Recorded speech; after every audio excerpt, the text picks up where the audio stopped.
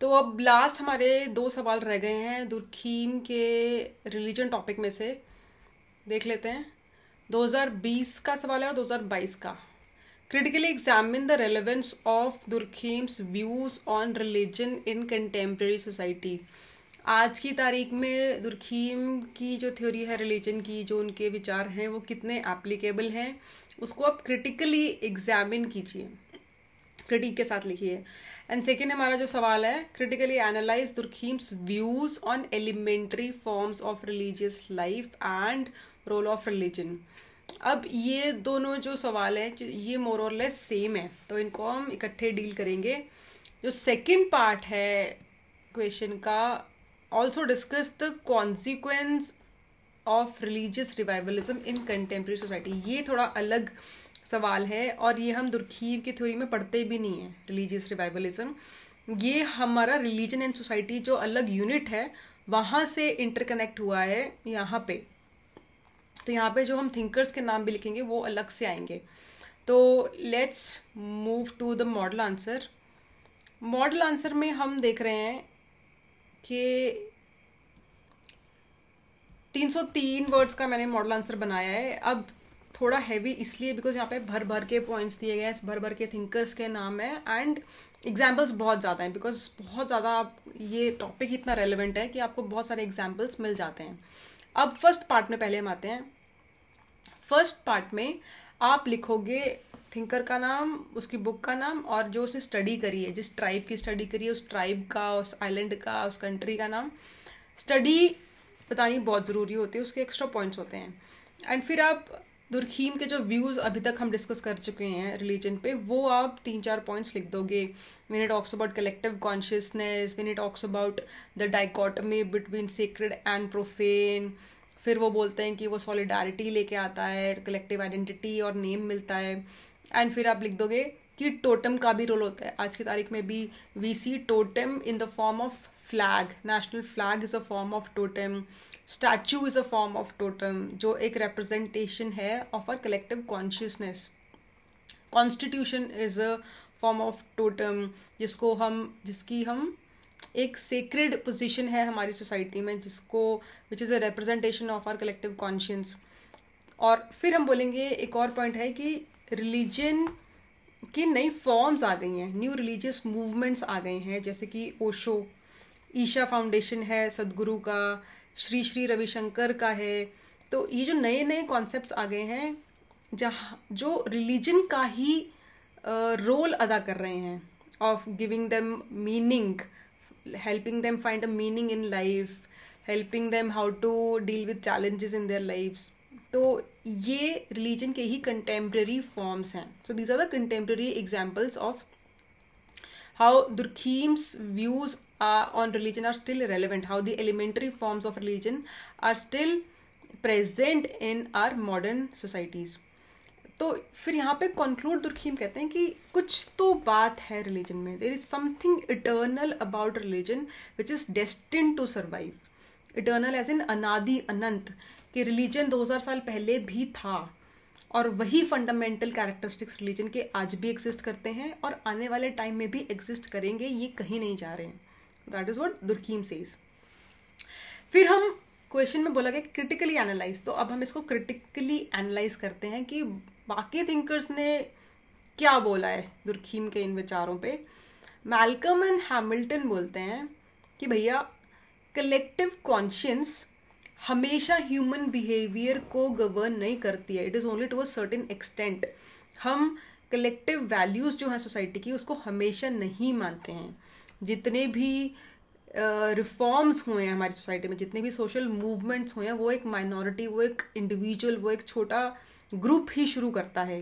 Weather you talk about widow remarriage, whether you talk about abolition of sati, whether you talk about raising the age of marriage for girls, ठीक है. तो ये सब जो changes थे ये कुछ एजुकेटेड, फॉरेन एजुकेटेड एलीट्स थे हमारी सोसाइटी के, जो इन प्रथाओं को जड़ से उखाड़ना चाहते थे.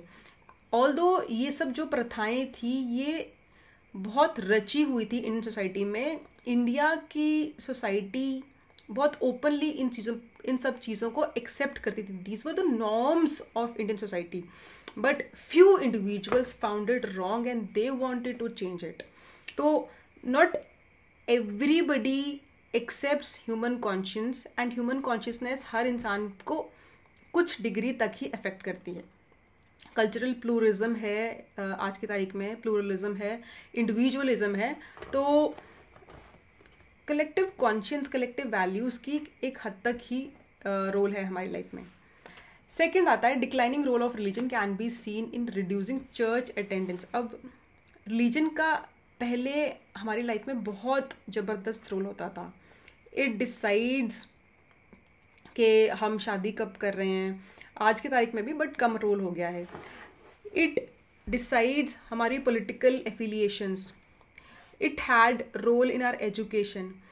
All the important decisions of our life were dependent on religion. Medieval ages की बात करें तो priests, जो चर्च था, it was equivalent to state. वो रूल भी करता था. ठीक है. तो पुराने ज़माने में राजा महाराजाओं की बात करें तो religion was above the king. King had to bow down to the Brahmin. ठीक है. तो रिलीजन की पहले ज़माने में बहुत ज़्यादा वैल्यू थी, बट आज की तारीख में religion has taken a side role. हाँ, आज की तारीख में हम कितना मंदिर गुरुद्वारे जाते हैं, आज की तारीख में हम कितना रिलीजन के हिसाब से अपनी डाइटरी हैबिट्स या अपनी ड्रिंकिंग हैबिट्स को गवर्न करते हैं. तो एक हद तक रिलीजन का रोल हमारी लाइफ में बहुत कम हो गया है. लास्ट थर्ड पॉइंट है, ग्लॉक एंड स्टार्क बोलते हैं कि भाई आज की तारीख में पॉपुलेशन ग्रोथ हो गई है, ग्लोबलाइजेशन हो गई है, तो सोसाइटीज मल्टी फेथ हो चुकी हैं, सोसाइटी मल्टी रिलीजियस हो चुकी हैं. स्पेशली कंट्री लाइक इंडिया जहाँ पे इतने ज़्यादा रिलीजन्स एक साथ एग्जिस्ट करते हैं, वहाँ पे रिलीजन को आप एक सोर्स ऑफ सॉलिडारिटी नहीं बना सकते फॉर द इंटायर पॉपुलेशन. आपको रिलीजन उनके पर्सनल अफेयर्स तक ही रखना पड़ेगा, otherwise it will become a source of conflict, as we have seen Muzaffarnagar riots, Godhra riots, 1947 का हमारा इंडो पाक पार्टीशन. ये एग्जाम्पल्स आप दीजिए कि मल्टीफेथ सोसाइटीज में religion can not be a source of collective solidarity. Fourth point आता है आपका कि sometimes religious beliefs can be at odds. कभी कभी रिलीजियस बिलीव्स इतने आउटडेटेड होते हैं, इतने पुराने होते हैं कि हमारी करंट सोसाइटी उससे आगे बढ़ चुकी है, and these religious beliefs are hindrance. You can give the example of Sabarimala temple entry case जो था, जहाँ पे women of menstrual age between the age of 15 and 60 are prohibited from entering this temple, and it is a very outdated religious value. इसके ऊपर case लड़ा गया and finally women won the case. Now they are allowed. ऐसे ही आप historical judgments का example दे सकते हैं, whether you talk about triple talaq case, whether you talk about Hindu Marriage Act, जहाँ पे Hindu women got the right to divorce. यहाँ पे आप हिंदू सक्सेशन एक्ट की बात कर सकते हैं, जहाँ पे विमेन गॉट प्रॉपर्टी राइट्स. तो these were revolutionary laws in the history of India, जिन्होंने आउटडेटेड रिलीजियस नॉर्म्स को तोड़ा because they were not in line with the collective conscience of the society. ठीक है, ये हो गया. अब यहाँ पे हमारा first part of the answer is complete, ये वाला. अब हम सेकंड पार्ट पे जाएंगे, जहाँ पे हम रिलीजियस रिवाइवलिज्म की बात कर रहे हैं कि what are the consequences of religious revivalism in contemporary society. तो पहले तो हमें रिलीजियस रिवाइवलिज्म को डिफाइन करना पड़ेगा, because it's a very special term. इसको हम सोशोलॉजिकली हम देख रहे हैं, तो it is not a layman term, common knowledge के नहीं है. It has a specific definition. तो आप थिंकर के नाम के साथ ही डेफिनेशन देते हैं हमेशा.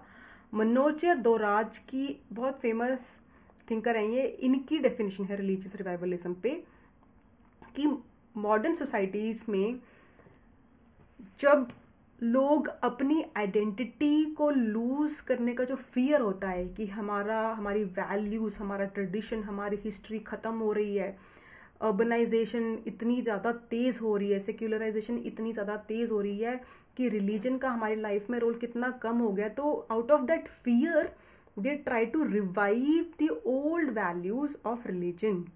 ठीक है, तो this process of restoration of identity and culture in an attempt to regain meaning and control, to get back their identity, to get back the meaning of their existence, वो सब चीज़ें रिवाइव करने के लिए वो रिलीजन को दोबारा लेके आते हैं. ठीक है, and that is religious revivalism.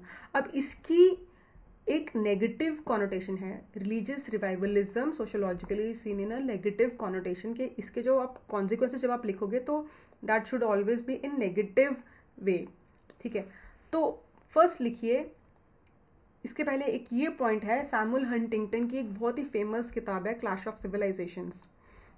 इसमें ये बात करते हैं कि आज की जो सेक्युलर सोसाइटीज़ हैं, जब मल्टी फेथ सोसाइटीज एग्जिस्ट करेंगी, मल्टी रिलीजियस सोसाइटीज एग्जिस्ट करेंगे, तो they are bound to be a clash between two religious civilisations. Hindu Muslims में क्लैश होगा ही होगा, हिंदू सिख्स में क्लैश होगा ही होगा. ये सैमुअल हंटिंगटन ने कहा था, बहुत फेमस किताब है. तो ये आप आर्गूमेंट जरूर लिखिए. इसके बाद सीधा कॉन्सिक्वेंसेस पे आइए, 6 पॉइंट्स बताइए एंड साथ में उसके बिल्कुल टिके हुए इंडियन एग्जाम्पल्स, इंटरनेशनल एग्जाम्पल्स दीजिए कि religious revivalism leads to fundamentalism. एक उसका कॉन्सिक्वेंस है फंडामेंटलिज्म, कट्टरवाद. कट्टरवाद का example, very famous example is Taliban government in Afghanistan, जो कि 1996 से 2001 तक they had control over 75% of Afghanistan, and आज की तारीख में 100% of Afghanistan is under their control. फिर आप बोलिए एक्सट्रीम कम्युनलिज्म का स्प्रेड होता है. इसमें अगेन इंडो पाक पार्टीशन की बात कीजिए, मुजफ्फरनगर राइट्स, गोदर राइट्स, जितने भी डॉक्यूमेंटेड राइट्स हुए हैं इंडिया में, उनका आप एग्जाम्पल यहाँ पे दे सकते हैं. थर्ड में आप लिखिए इरोजन ऑफ साइंटिफिक टेम्पर. अब देखिए, हर रिलीजन में एक तो उनकी ओरिजिनल बुक में रिलीजियस टीचिंग्स होती हैं और कुछ होते हैं उनके customs and rituals. Swami Vivekananda ने कहा था कि जो कस्टम्स और रिचुअल्स होते हैं किसी भी रिलीजन के, जो कर्म कांड होते हैं, ऐसा करना है, ऐसा नहीं करना है, हवन करना है, ये चढ़ावा करना है, इतने रुपए चढ़ाने हैं, ये फलाना, तो दीज आर, ये किंडरगार्टन स्टेज है किसी भी रिलीजन की ग्रोथ में. जब आप उनकी रियल टीचिंग्स को छोड़ के इन कर्म कांडों को, इन कस्टम्स और रिचुअल्स को ज़्यादा इंपॉर्टेंस देते हैं, that is when the religion gets polluted. That is when you lose your scientific temper. इसका एग्जाम्पल आप दीजिए सुपरस्टिशन का.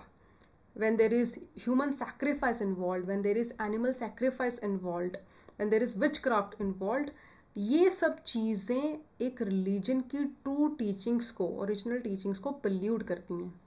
ठीक है, फोर्थ पॉइंट आप लिखोगे टेररिज्म का. रिलीजन के नाम पे टेररिस्ट ऑर्गेनाइजेशंस रन कर रही हैं. Weather you talk about Taliban, जिहाद के नाम पे रन करता है. आइसिस कैलिफेट, खलीफा जिसको हम बोलते हैं, उसके नाम पे रन करता है. एंड ये इतने ज़्यादा ड्रिवन होते हैं अपने एम को लेके that they again lose their scientific temper.